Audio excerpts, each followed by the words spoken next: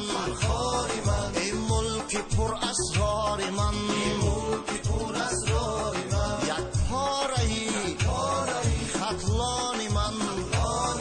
هم گنج و هم آثار من، گنج و هم آثار من، یک پاره‌ای خطلان من، هم گنج و هم آثار من، گنج و هم آثار من، هم گنج و هم آثار من.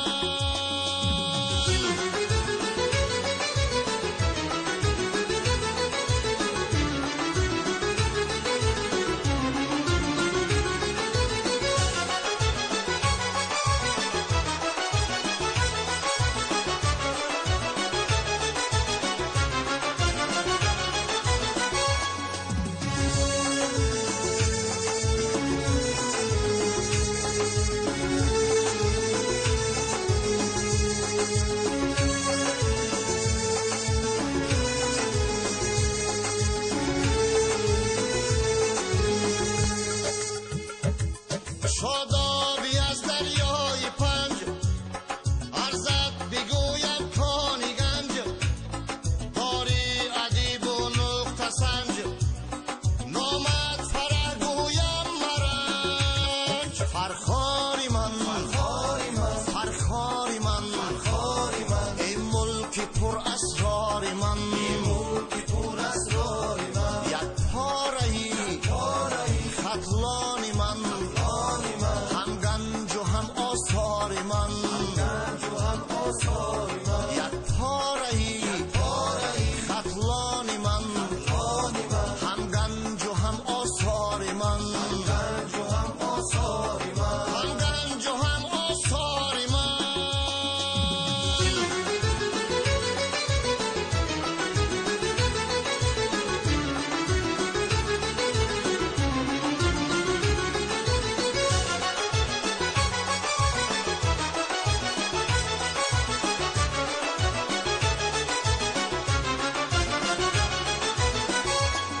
در غرب شاهی احتمت، زاری زرست در دامنت، صیاد چون جامعی جمت،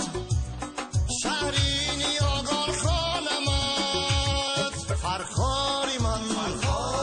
فرخاری من، ای ملک پر اسرار من، پر اسرار من، یک پاره‌ای خطلان من، هم گنج و هم آثار من، گنج و هم آثار من، یک پاره‌ای خطلان من، هم گنج و هم آثار من، گنج و هم آثار من، هم گنج و هم آثار من.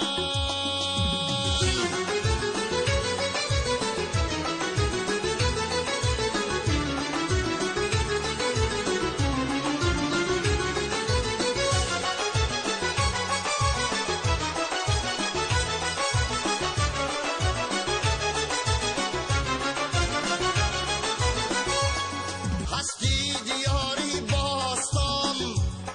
هم لایق صد داستان، نامت به تاریخی جهان، ماند چو فخری تاجیکان. فرخاری من، فرخاری من، ای ملک پر اسرار من، پر اسرار من، یک پاره‌ای خطلان